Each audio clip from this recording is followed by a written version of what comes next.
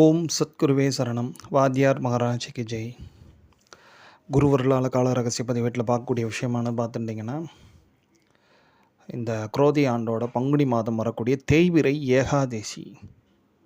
அந்த தேய்பிறை ஏகாதேசியை பஞ்சாங்கங்களில் விஜய ஏகாதேசின்ட்டும் போட்டிருக்காங்க. ஒவ்வொரு இடத்துல மாறுபடும் அது.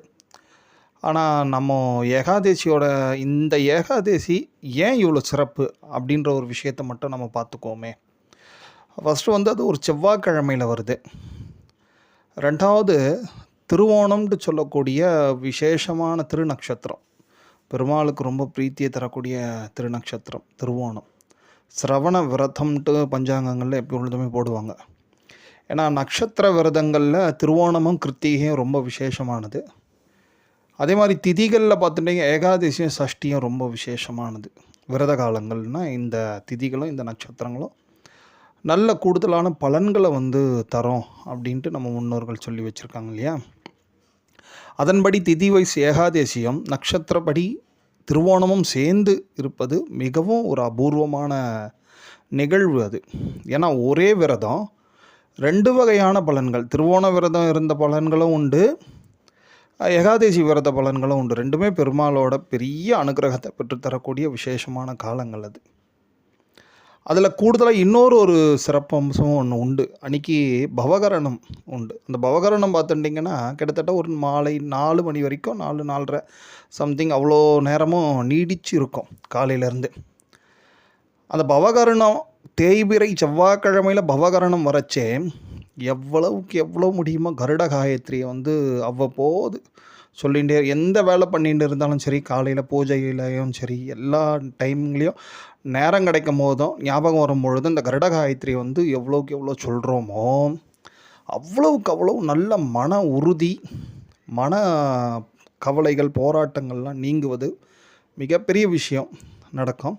அது மட்டும் இல்லாமல் நோய் நிவர்த்தி, மோஸ்ட்லி இந்த மனம் ரொம்ப ஒரு வெறுப்புத்தன்மையோடு இருக்குன்னாலே, ஏதேனும் உடலில் ஒரு உபாதைகள் இருந்தால் இந்த மனம் சந்தோஷமாக இருக்குமான்னா கண்டிப்பாக இருக்காது இல்லையா. அதனால் நோய் நிவர்த்தியை தரக்கூடிய ஒரு விசேஷமான காலமாக இந்த தேய்பிறை செவ்வாய்க்கிழமை கூடிய பவகரணமும் சேர்ந்து வருது.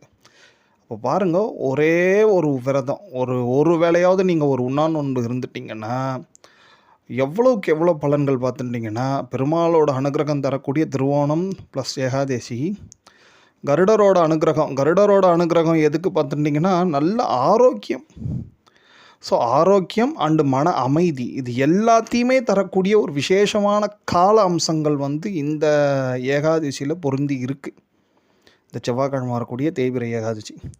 அதில் யோகமும் அதோட பங்குக்கு கூடுதலாக மெருக ஏற்றி விட்டுரும்.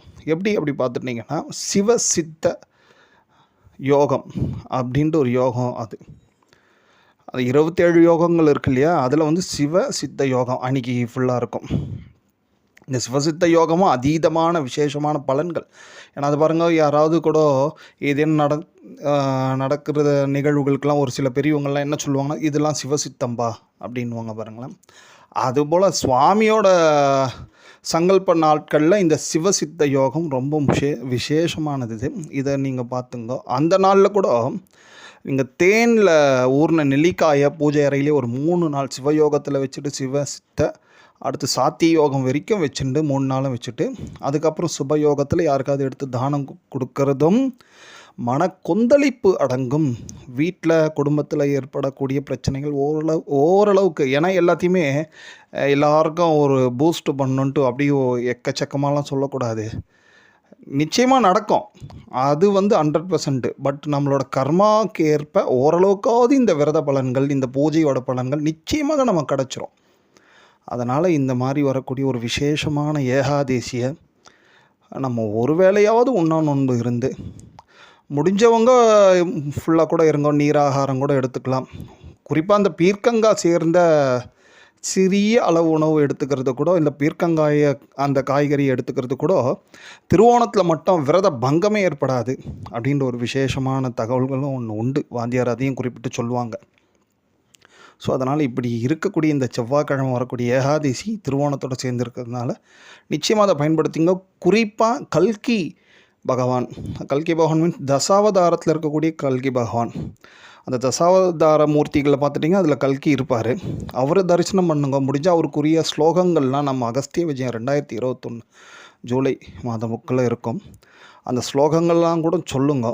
ஏன் அப்படி பார்த்துட்டிங்கன்னா இந்த மாதிரி ஏகாதசியும் திருவோணம் சேர்ந்து இருக்கும் வேலையில் இந்த கல்கி பகவானை மனசில் நினைக்கிறது, தியானம் பண்ணுறது, அவரை தரிசனம் பண்ணுறது, இதோட பலன்கள் என்ன, விரதத்தோட அவரை தரிசனம் பண்ணுறதோட பலன்கள் பார்த்துட்டிங்கன்னா கூட இருந்தே நமக்கு குழி பறிக்கக்கூடிய துரோகிகள் நம்மளை விட்டு விலகி போயிடுவாங்க. அவங்க அழியணுன்ட்டு நம்ம நினைக்கக்கூடாது. யாருமே கெட்டுப்போகணுன்னு நினைக்கவே கூடாது. அவங்க நம்மளை விட்டு விலகி போயிடுவாங்க. ஸோ இப்பேற்பட்ட ஒரு அனுகிரகம் நிறைஞ்சது தான் இந்த ஏகாதசி.